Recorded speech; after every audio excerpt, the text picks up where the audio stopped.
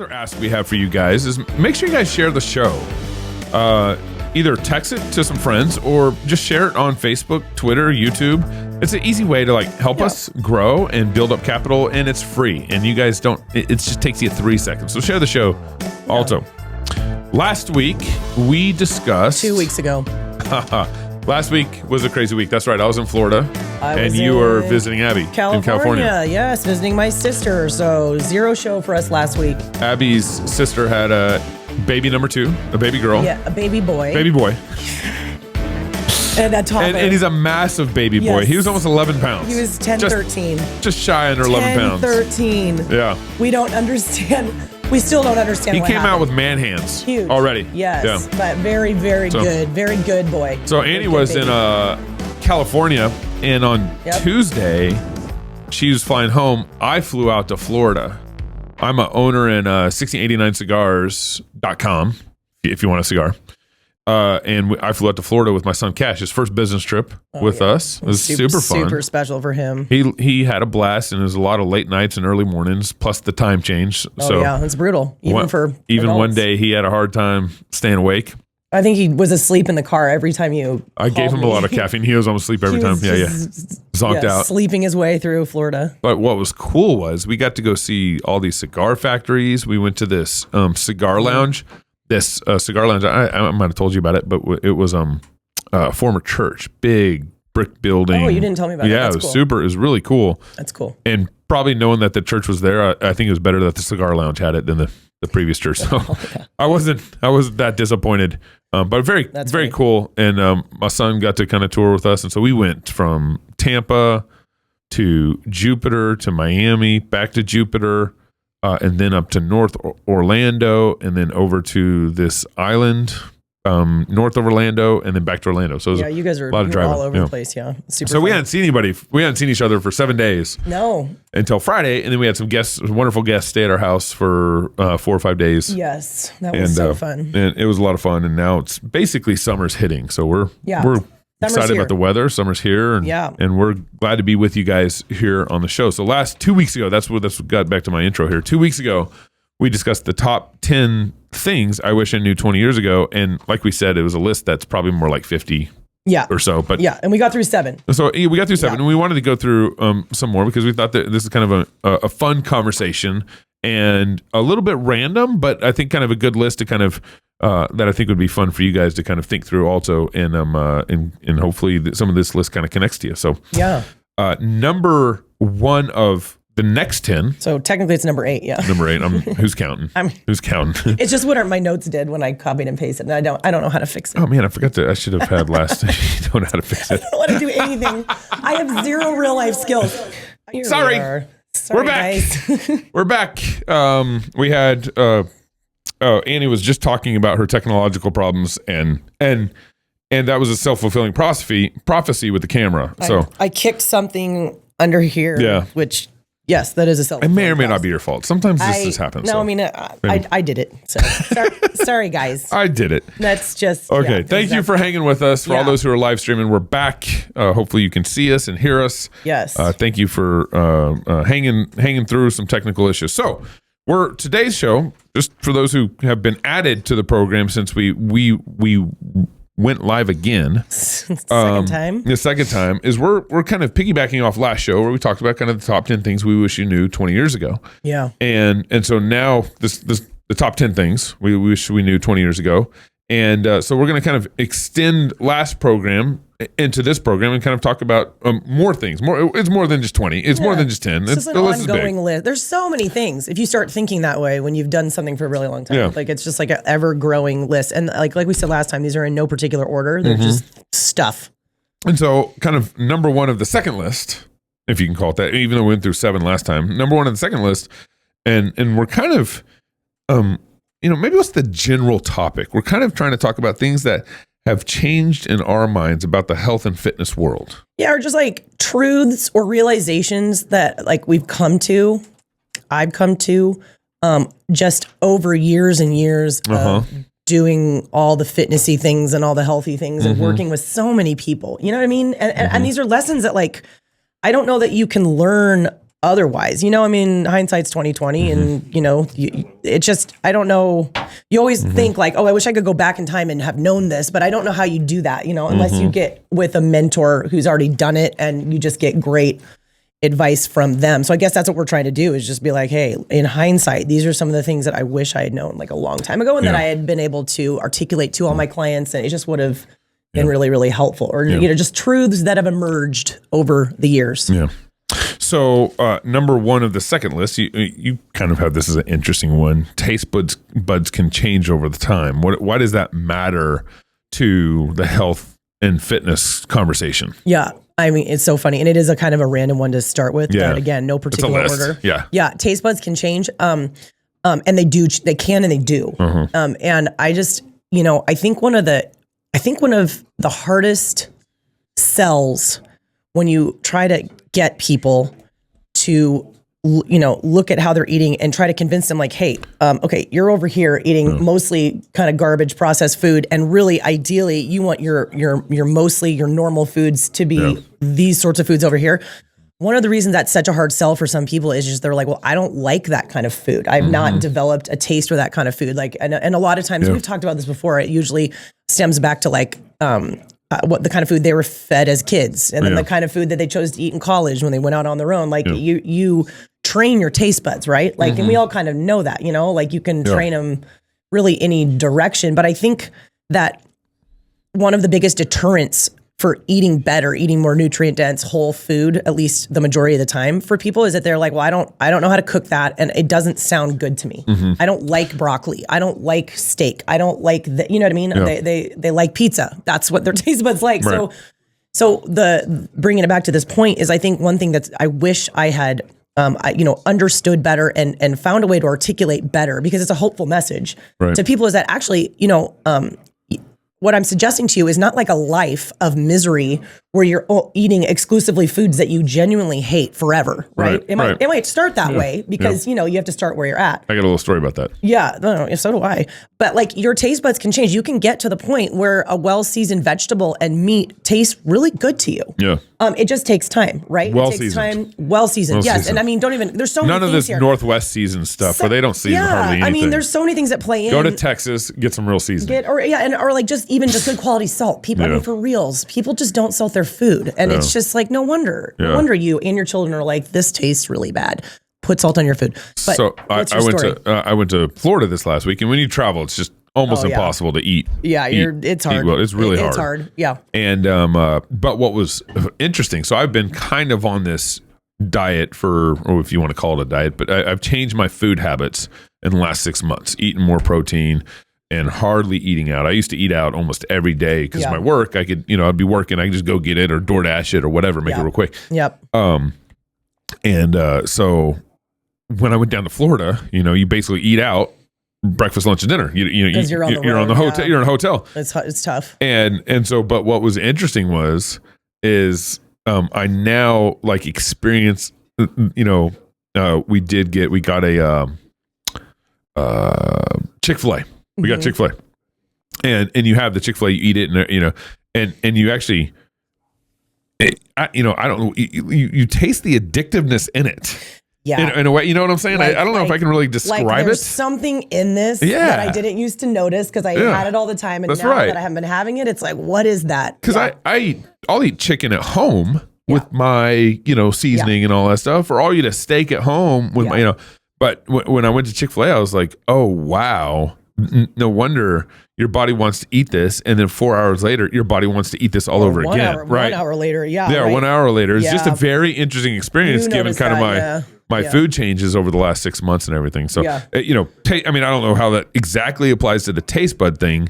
I think it's a perfect example. I mean, like it's like anything, change is hard at the start because you're going from doing one thing to slowly doing another thing, but you can learn to like foods that are good for you. Like you really can. And like for a lot, just using the example of people, women, men too, but women, man, needing everything to be sweet. That's a big problem. Right now, our 14-year-old daughter this week has been going through a massive sweet craving. Liv is I think that's more of a hormonal thing, actually. It's possible. We could possibly I'm going to do some experimenting with her. Yeah. Poor oldest daughter / guinea pig. Yeah. I'm going to play around with some stuff and see if it helps her because she is craving sugar a lot. Last night she came to us like 4 different ways of trying to get at sugar. I want sugar. Can I? Well, it's funny because she's like scratching her. She used to not have a taste for sugar at all. So I think it's 100% a hormonal thing. So I need to. I'm going to work through that. You guys pin Interesting. Yeah, pin that. I'm going to try some things. But for many different reasons, a lot of women are like, I need everything sweet. Their coffee has to be sweet. Their Greek yogurt has to be sweet. Everything has to be so sweet. And then when you suggest like, okay, listen, Greek yogurt is really good for you. It's a great source of protein. It's a great source of dairy. But like, listen, you're killing me. You're killing you with how much sugar Sweetness you need to have in it all the time, So, but then they're like, well, I can't, if I taste Greek yogurt without sugar and it tastes so bad to me, but you can titrate, and that's actually titrate. Yeah. What's that? That just means make very, very That's small number 4. adjustments. We're going to skip to number 4 real quick. No, let's not. We'll get to it. We'll get to it. I just used a word. But that was a great transition. We can do it next. Okay.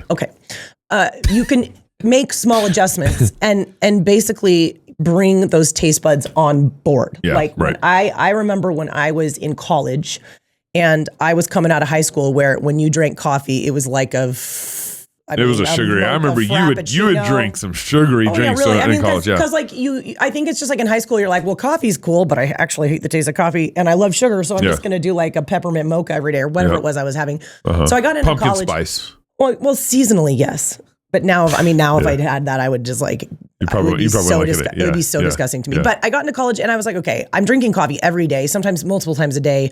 This is a ton of sugar. Yeah. I got to wean myself off of the sugar because there's no issue with coffee for most people. It's all that sugar that goes in it. But I remember being like, I hate the taste of like plain coffee. So I just, over the course of several months, did exactly what we were just talking about. It was like 3 pumps of caramel or whatever it was I had in there. I can't remember. And then I would be like, okay, I'll just go down to 2. And I sat there for a while. And then I went down to 1 and I sat there for a while. And I remember very distinctly at some point in that journey when I got down to a half a pump of whatever the flavor was. And I was like, I can't believe I'm here. And I actually I was still enjoying my coffee. And then I finally just was like, I don't need it. And that was the goal. And so I've been an Americano and cream. You just do coffee and a little heavy cream. I've done Americano and cream since that point, and that's still my drink. And if I was to go and have that drink now, with the 3 pumps of whatever, you'd probably have a headache afterwards. I would be like, not only would I probably feel sick and maybe get a migraine, but I would be like, it would taste so sweet to me, and I would legit think it was disgusting. So that's just a small example of how your taste buds can be brought along. And so when we suggest you, and I think it was the last point, number 7, 2 weeks ago on our last list was, it's not weird, or it shouldn't be seen as weird or fringe to suggest that we all mostly eat real nutrient-dense food. That suggestion shouldn't be seen as like a death sentence for having to eat food that you find disgusting for the rest of your life, because you really can train taste buds. And it's really important that we remember this for our children. And that no matter where you are, you can pause what you're doing with them, and you can have a trajectory change and just slowly start and help them adjust their taste buds. And if you're ahead of the game and you have like a toddler, start now. So that, because like Liv, for example, my 14-year-old, the only coffee I ever let her have was an Americano and cream. So she didn't know any different. She never had any sugar. And she loves it. It actually tastes good to her. And it's so much easier to do that than it is to do what I did. You know what I mean? Like reverse out of it. Wean yourself off, So just taste buds can change. I still like a caramel frappuccino every once in a while. Man, but actually, I can't do it. It just tastes. It actually tastes bad to me. Every once in a while, when I really want to just like chug a 4-shot, quad shot coffee, I'll get the caramel frappuccino thingy. Oh my gosh. And just down it. On a hot day. I don't like it during the winter. On a hot day, something like that. You like a cold treat. A cold sweet treat. Really good for your diabetic genes. It's just every once in a while. I haven't done that in probably a year, since last summer probably, but All right, so number 2, baking. I love this one. Isn't the only way to show love to your family.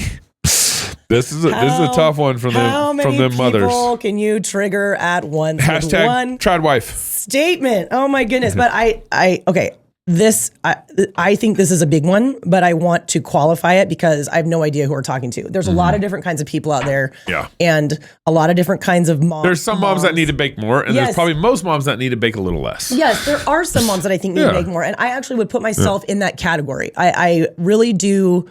My biggest issue is time. And I am eternally working on carving out more time and on the work side of things, like trying to be more efficient, trying to whatever. That's partly why I'm doing this website, even though it's more work right now, efficient. But like to streamline things so that I have more time, because I think I've dropped the ball a little bit with my own children, my own girls in particular. Like This is confession time? I would love them to, a little bit about baking. Like I think I would really like to have I would like us to be making our own sourdough. And I just haven't. I don't have time, and so I want that. You know what I mean? So like, I think baking is awesome, and I think and also just from a health perspective, it's a great way to like also just grow your kids and have fun with your kids. Totally. Kids love to bake. I mean, it's love really fun. Even our son loves it. Everybody loves it. Yeah, it's really fun, and we don't do it enough probably. And I mean, from just a health standpoint. And I'll just use bread as an example. Bread that you can make from home is going to be way better for you than buying Wonder Bread off the shelf. That's been on the shelf for 6 months or like whatever. Will never mold ever, and just don't ask why. Yeah. So I mean, so I just want to qualify that I'm not saying that baking is bad and that every single person needs to stop baking or anything like that. And I actually would like to have more time to bake, and I would love, and then my goal is to get to a place where I can actually be home long enough for chunks of time where I can actually do that. Yeah. But the reason I picked this statement is because there is a very large, as far as I can tell, subset of women out there. They tend to be moms, I guess. Yeah, they tend to be moms who have this like compulsion and need to create baked goods on almost a daily basis. Sort of.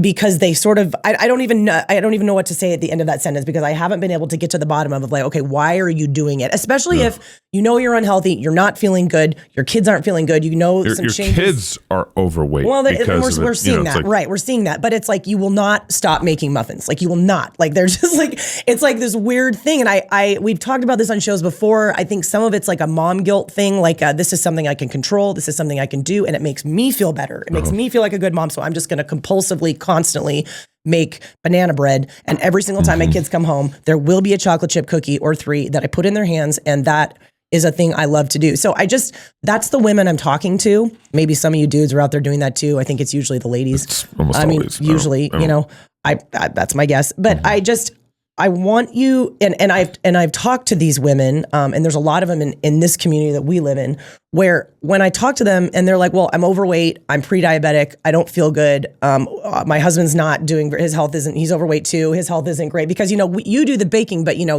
he's going to eat it, right? It's like, it's very rare when they're just like, well, I won't have that.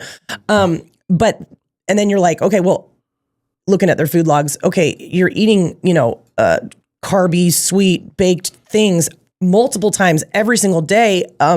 Maybe we should do less of that, you know? Right. And a lot of times their answer is like, oh, I can't. Like, this is who I am. Yeah. This is what all my friends do. This is who we are. It's almost like it's an identity. Yeah. And I don't really know how else to say it. It's kind of strange. It's not, it's like, well, just, you clearly need to do less. So all this to say, if you're thriving, your blood work looks good, your energy is great, your family is thriving, and you do some amount of baking and you love it and it blesses your family, then I don't really see a problem with that. I really don't. But if you were like, okay, I'm overweight, my husband's overweight, none of us are feeling great. My kids are overweight. We need to make some changes here.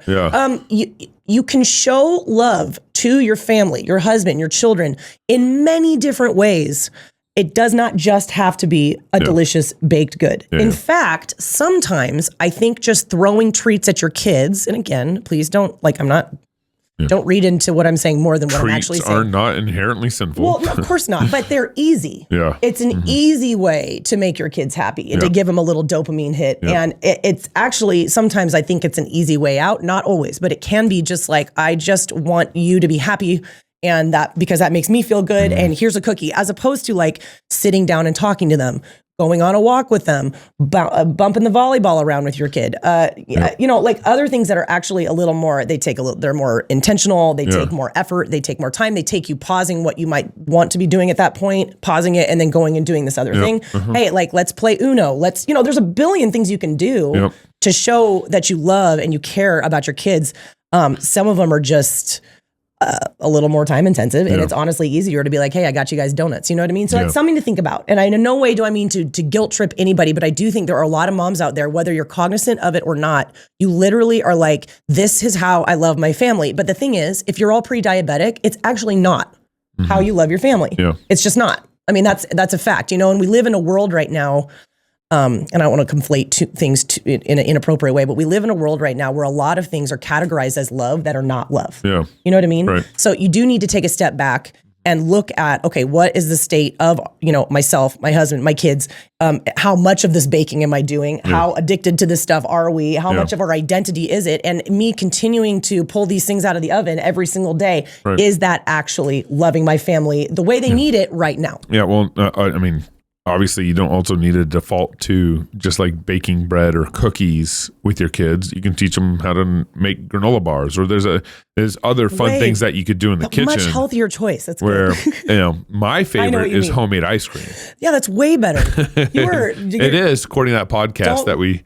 That you remember what was it about? Was it saying that store-bought yogurt was worse than ice cream? Than ice cream, something like that. Yeah. Okay. But all of those things. But the point is like, you know, cooking in the kitchen with the kids is fantastic. I like. I'm starting to involve Cash in like barbecuing when I cook, when I do. That's a really good example. Like big smoking. When I smoke for 3 hours or 4 hours, I want to involve Cash. You can pickle things. Like there's healthier things that you could do. That's a really good point. If you still want to be in the kitchen, and of course we all find ourselves in the kitchen. And you want to teach your kids a variety of things. You know, a variety of ways of cooking and all that stuff. So don't just default to cookies or bread. Well, you know, constantly. And again, this is another throwback to, I think at some point what was part of our conversation last time we did this, is that these are feast foods. In my opinion, and we need to. Feasting is very important, but this is probably not the kind of thing you should be eating every single day, right? Like most people, it will not serve your body from a health perspective to be feasting on these kinds of food every single day. Now, granted, there's exceptions. I mean, if you're like doing manual labor 12 hours a day, you might be able to get away with that. You know what I mean? Like, or you're like one of those people that just is like a hard gainer. Everybody knows like with that one or those two friends. It's very unfair. We all kind of hate them, you know, but are just so lean and they can't. But I mean, even then, just because someone is not overweight or gaining weight, that doesn't mean that a constant flow of refined flour and sugar is good for their health either. But, you know, for the most part, these are like feasty foods. So they should kind of be considered a treat. And it makes them more special when you're not having them all the time. So anyways. Okay. Anyways, we did Number 3. I need a drum set. Do you want to do did you want to do the titration one, or do you care? We can go out. It doesn't matter. No, we're already out of order. We're going the order that you presented here. Yeah, that's fine. So look at protocols like keto or carnivore or fasting or whatever as tools in your tool belt rather than a permanent lifestyle. Long term, our bodies thrive on diversity and balance, which has been my thesis from jump. Well, yes, that's true. Oh, you hear that? I made a shot. Was that your shot? Was that a swish? Yeah. Swish. Yeah, your theory about all food is lawful and good is good, but your diet is still kind of bad. I like my theology more than my actual. You can always pull the Bible card. Jesus always wins. It's not what you do; it's what you believe. I mean, you know. That's hypocrisy. Okay. So I like this one because this is something that I've This is something I've changed my mind on over the years.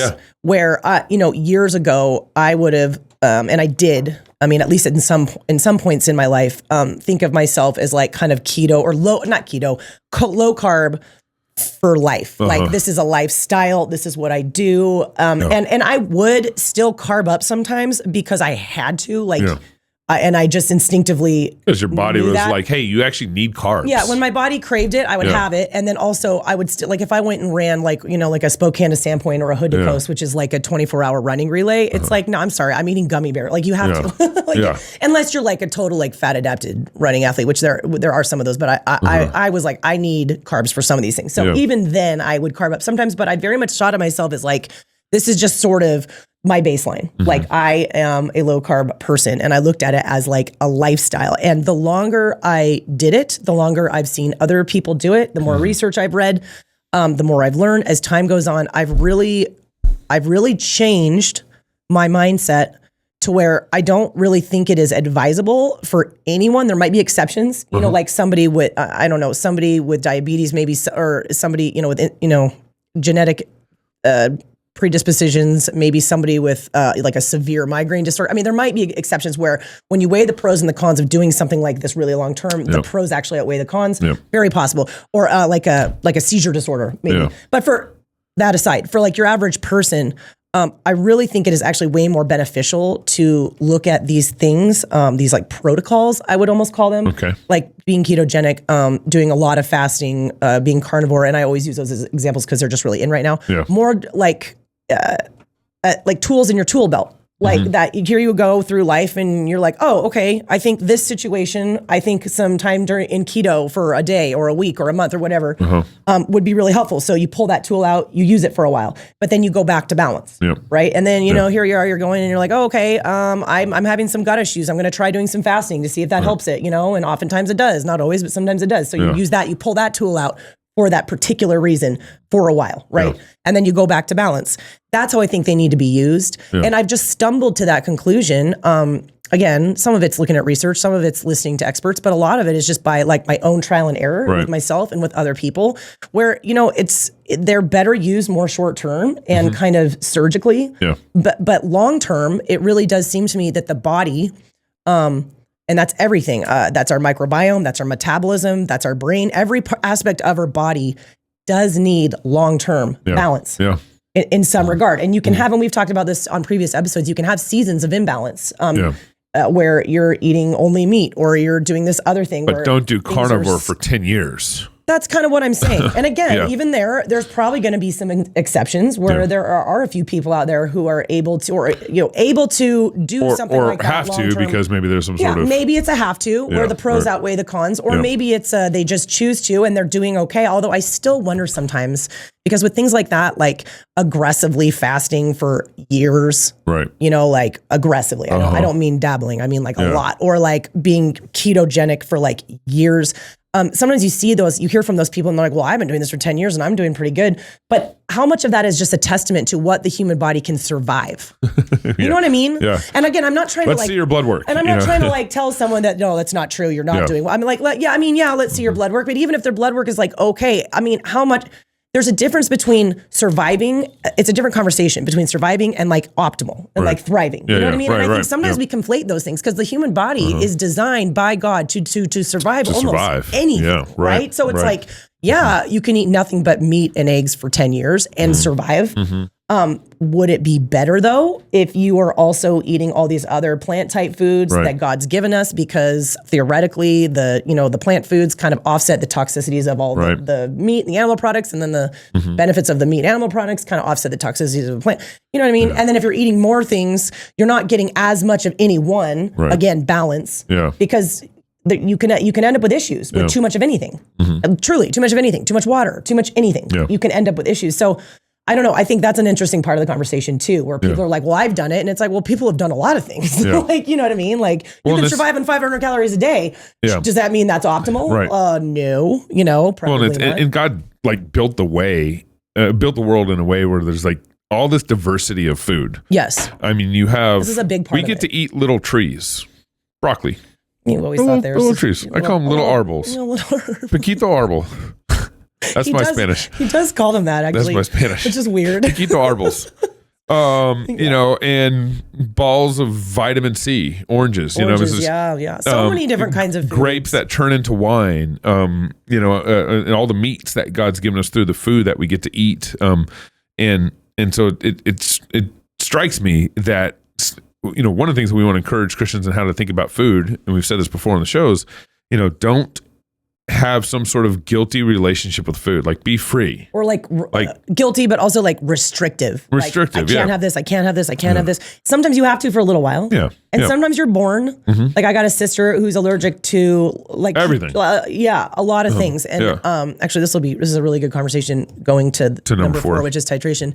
And I mean, like, there's certain foods that just this side of eternity, she's just probably never going to want to eat because it makes her so sick. But and also you see her, she's joyful. I mean, that's like, she understands that that's the case. And, we're also in a fallen world, which is where that comes from, where Abby has, inability to eat certain foods. Yeah.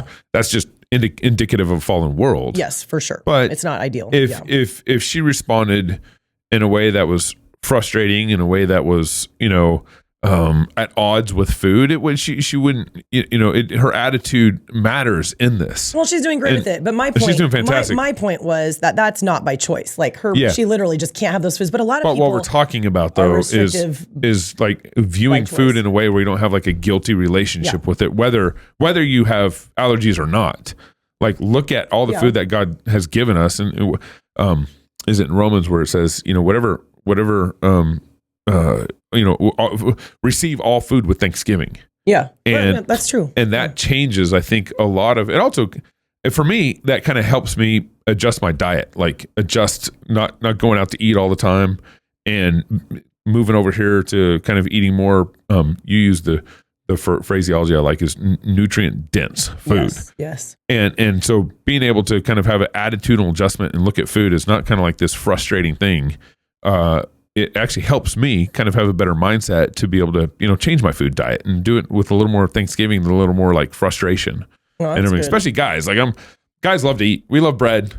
I love bread. I love a good burger with bread on it. I love a good beer with it, all that stuff. But once we kind of started adjusting my diet for a little bit, it's just kind of frustrating because, like, I love good food. I want good food.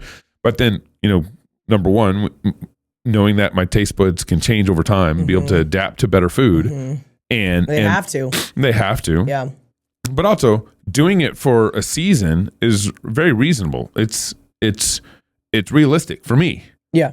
I've been doing 6 months, and then I, went on the road trip to Florida this last week and had a Chick-fil-A sandwich, and I was like, oh man, you can actually better understand what's going on in the food and the environment out there. Yeah. And the whole point is like what I'm this last minute I'm trying to get at is, think about food in such a way where it's all a gift from God, and think about it in such a way where you're not guilty, and you're intaking it in such a way where you are giving thanks for what you're able to eat and what you're not able to eat at the same time, like in our sister-in-law's case, my sister-in-law's case and everything. So all that to say, number 4, titration is key. Did I say that right? Titration? Titration is key, yeah. Titration, that sounds like some sort of injection.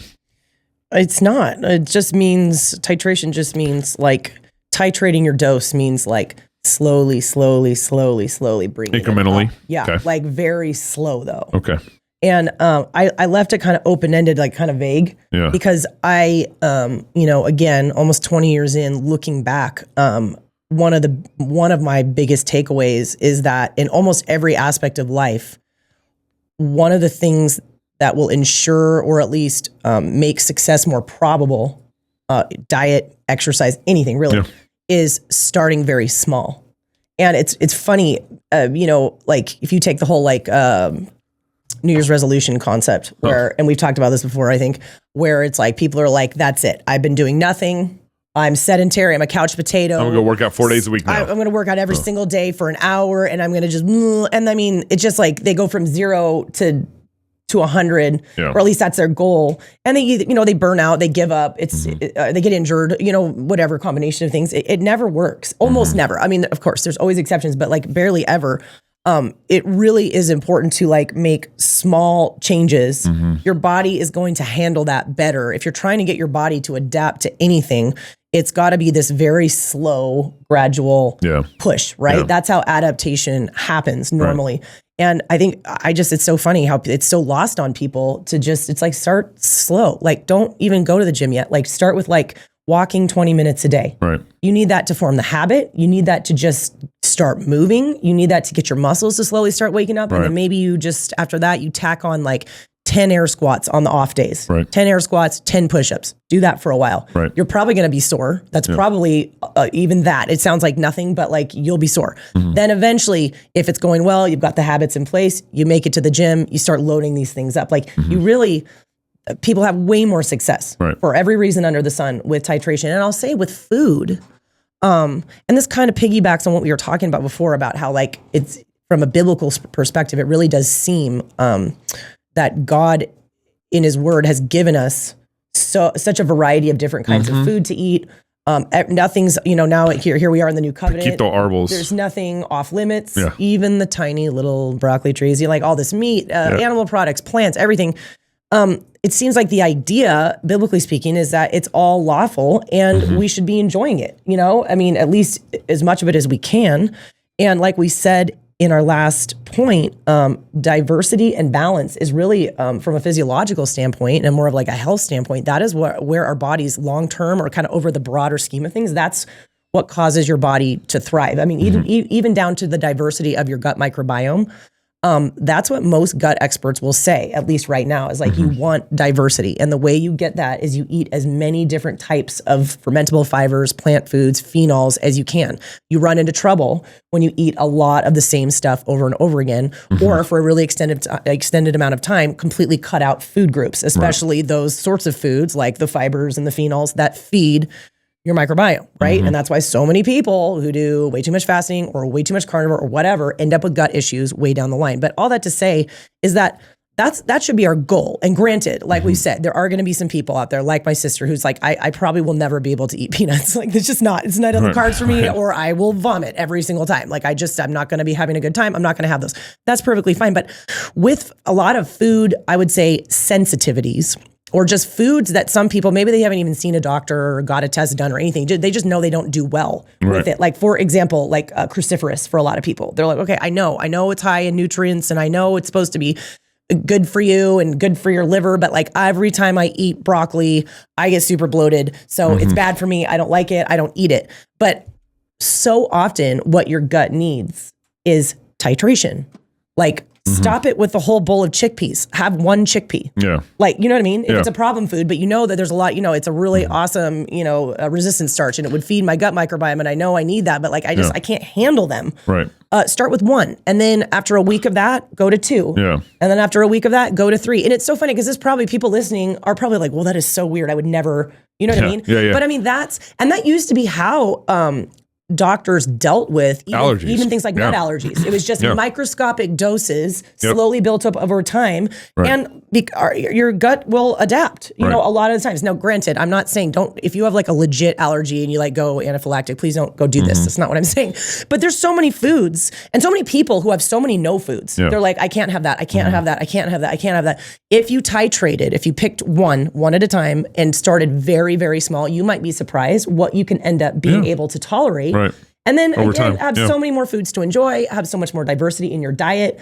So titration in everything, I think is key. And I think it's something that's very lost on us Americans who are very like, go big or go home, all or nothing. I want it now.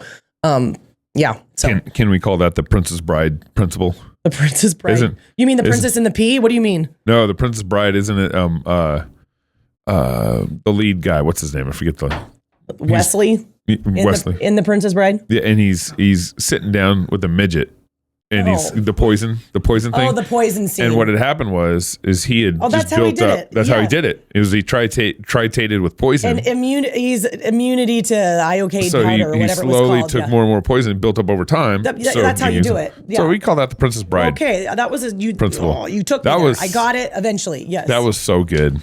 All right, number 5. Really good. 5. Neil got that one from the jump, didn't you, man? Neil got it right away. Yeah. I'm like, he's like, what? oh yeah, the poison thing. The Princess Bride. You don't need an hour to work out or a gym. 100%. Oh my gosh, 100%. I know. This one hurts me, and this is another one that I've changed my tune on. Yeah. Over the years, I have and I let me defend myself. So I've worked as a trainer for years in a gym. And I will say that over the years, the number of clients that I had who, when they would say, I'll do this workout at home, that would actually do it. Yeah. I could probably count on one hand. Yes, it's very hard in a way for a lot of people to work out at home. There's, for obvious reasons, you have no accountability, you're not paying for a membership, there's no one else there being like, hey, let's go, or like whatever. And there's so many other things to do. There's so many distractions. Maybe your kids are there. So working out at home for a lot of people is really, really hard, which is one of the reasons that so many people have a gym membership, right?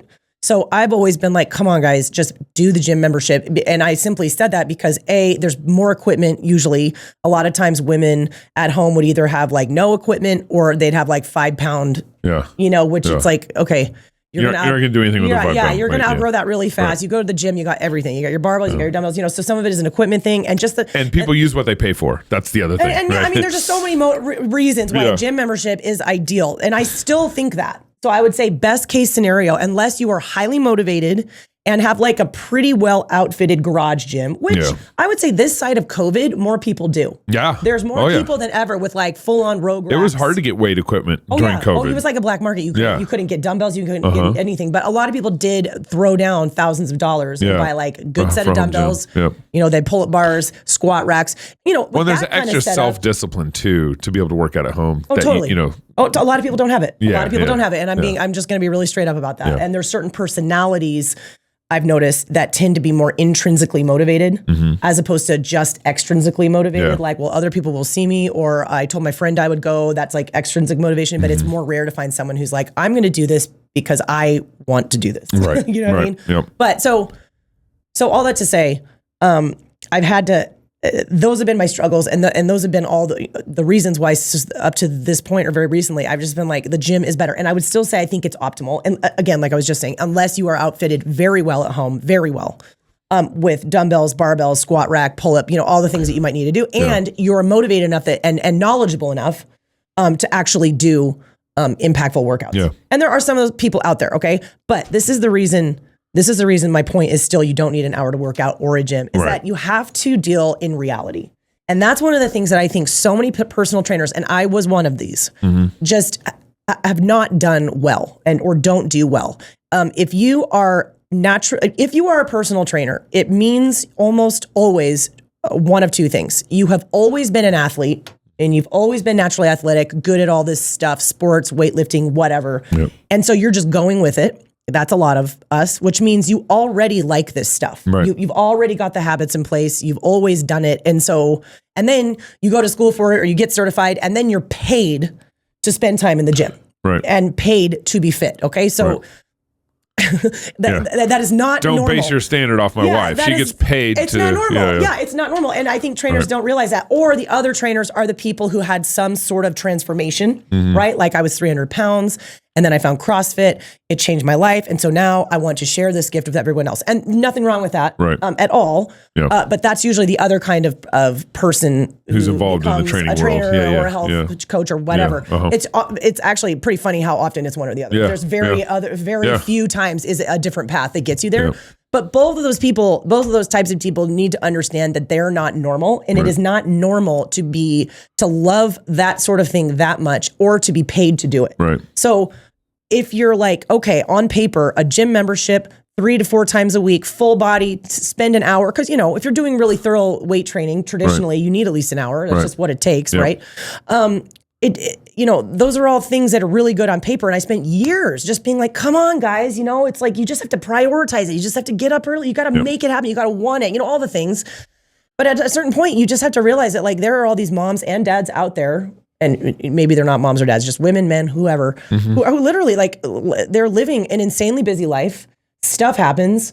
Kids happen, sickness happens, job happens, divorce happens, stuff happens. You know what I mean? And so for some people, it's like, okay, what's better? Me doing something at home or for a very short amount of time that's not an hour, or doing nothing at all. And that's often that's their choice. That's what it comes down to. Is it perfect? No. Sometimes do I think they should, maybe like reprioritize, cut some other things out of their day, whatever. Yeah, sometimes. But I mean, I've seen plenty of situations where these people's lives, and you're a pretty good example of this, it's a pretty zero-sum game. Like they're just not in a season of life where they're going to be able to be a gym rat. It's just not happening. And so all this to say, at a certain point in my career, I've had, and maybe part of it was me getting older, getting married, having kids, feeling the busyness, and but even then, I'm still paid to be fit, so it's still not exactly the same as it is for everybody else. But at a certain point, I just had to be like, okay, yes, the gym is best, and this many days a week, and this and that, but like, let's actually shift the conversation to what is actually doable for regular busy people, and a lot of times that is at home.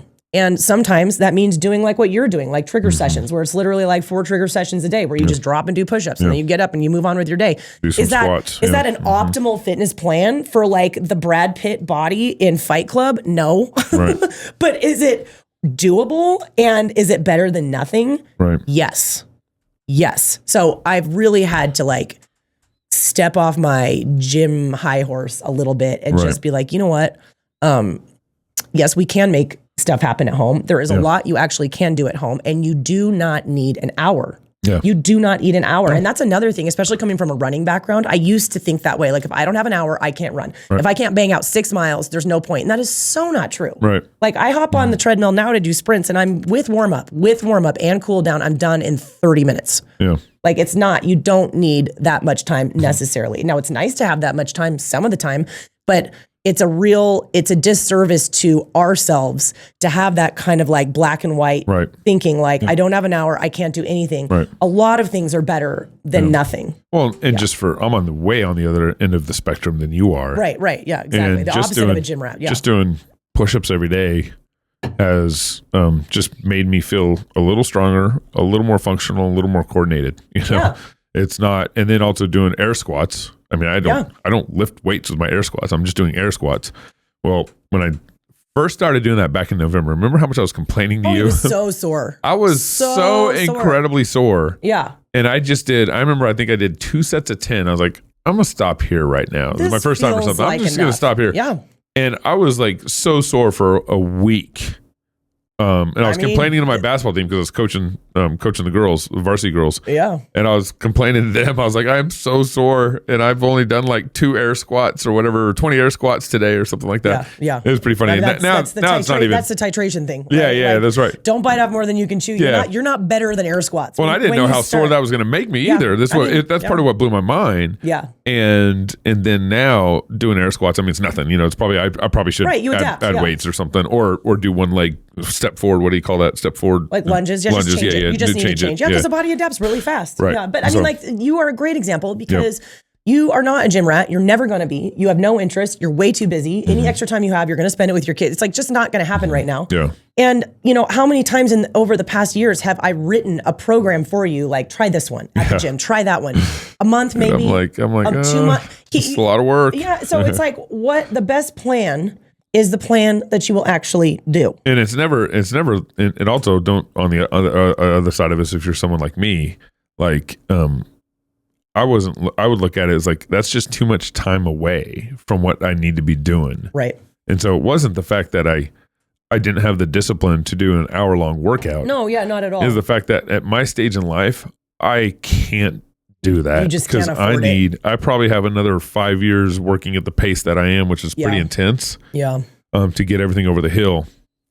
No, it's not a laziness issue. Yeah. And it can be for some people, but like that episode we did about hardworking dads, like I think most of those guys that is not their problem. I mean, their health is bad, so something needs to change, but it's not like y'all are lazy. Yeah. So this point, you don't need an hour, you don't need a gym. That's right. Is really important. And it's freeing too. It goes back to the freeing and thinking about it's free yourself. Don't be guilty.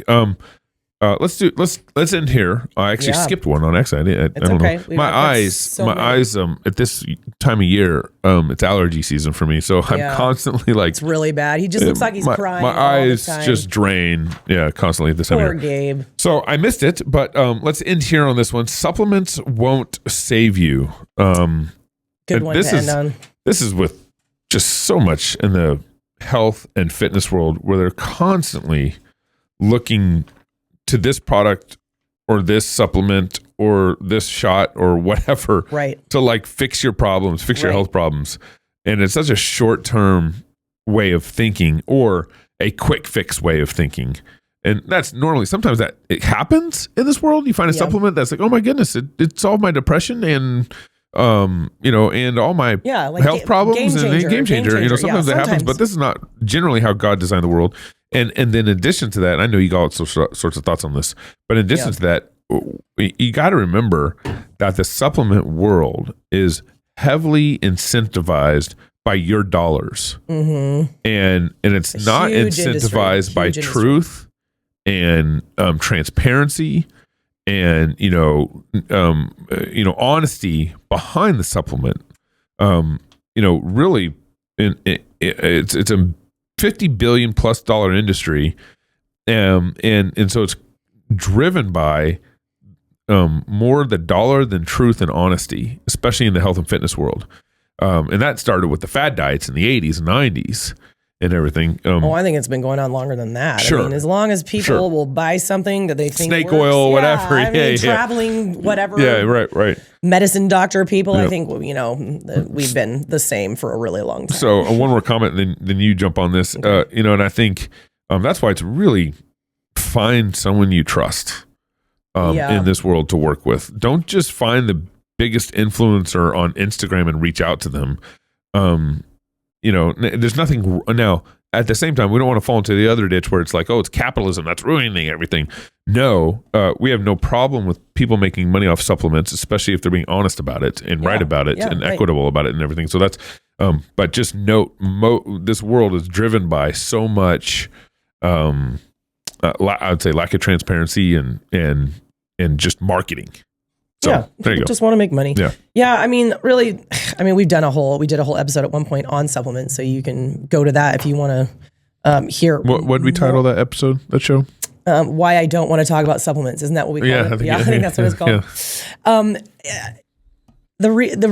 So you can go back and listen to that if you want to hear all more thoughts that we have on supplements, because there's a lot that goes into it. And you're right, there's issues with the industry, there's issue with quality control, there's issue with honesty, and then is this a supplement I actually need? There's all these things, but really the big point that I was meaning to make when I wrote this Supplements Won't Save You is that I see so often, and I do understand this human tendency because we all have it.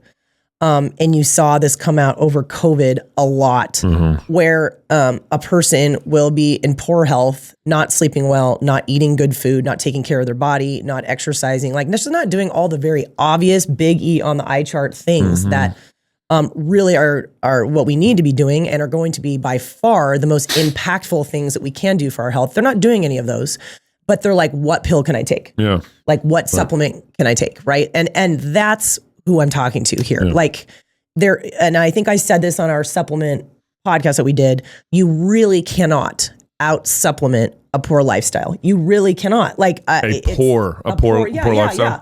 You just can't. And supplements are meant to be supplemental.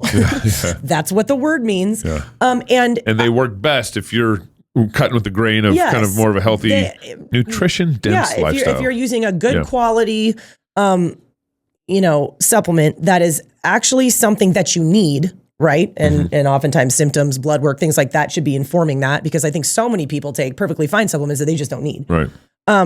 Those can help you synergistically when you're already dialing in all these other things. Right. But if you're just like this, I'm serious. Like, if you're not sleeping, if you're just refusing to prioritize sleep, your stress is through the roof, you're eating inflammatory foods regularly. Yep. You're not exercising in any kind of meaningful way. It does not matter what you take. It doesn't. And people they try. And I get it. I mean, it's kind of like over COVID, where people would be like so unhealthy, so metabolically unhealthy, super low vitamin D, zero cardiovascular fitness. And they're just like, I'm just going to put this mask on my face and that's going to save me. Yeah. And what did we learn? Yeah. Is that the more metabolically compromised you were, the more likely you were to die of COVID. Yeah. And that's the bottom line. It doesn't matter if you wear a piece of cloth. I can't even, it's just so we did that. Our country did that. Happened, the guys. world did that. Don't forget it. But, so it's don't just remember, even though it is tempting, it is a very human, a natural human tendency to look for a quick fix or a Band-Aid when you are not where you should be, you're unwell. Yeah. Really, it always comes back to moving your body, putting, for the most part, good nutrient-dense food in your body, taking care of your health in a very root cause way. That is how you move the marker for health. It is, no pill is going to do that for you. That was fun, baby. That was fun. thank you guys for tuning in. Make sure you share the show. Yeah. Send it to your friends. You know, no intentional, like, don't send it to your friends because you think they're fat. I mean, maybe it's a good way to help them. I don't know. A passive aggressive. Just be careful. Yeah, don't be passive aggressive. Yeah. Hey, buddy, listen to this water break show. It's okay. We were hard on everyone, right? Yeah. Sure. We're hard on everyone. All right. If you guys want to contact us, wrenchmedia@gmail.com. Share the show and download our app, Fight Laugh Feast. Type Fight Laugh Feast in your app store or Cross Politic in your app store. That's the best way, really, to listen to our show and everything else that's on the Fight Laugh Feast network. So thank you for tuning in to Water Break, and we'll see you next week. We're here. We're here we'll next be week. Back next week. Yeah. Thank you. Thanks, guys.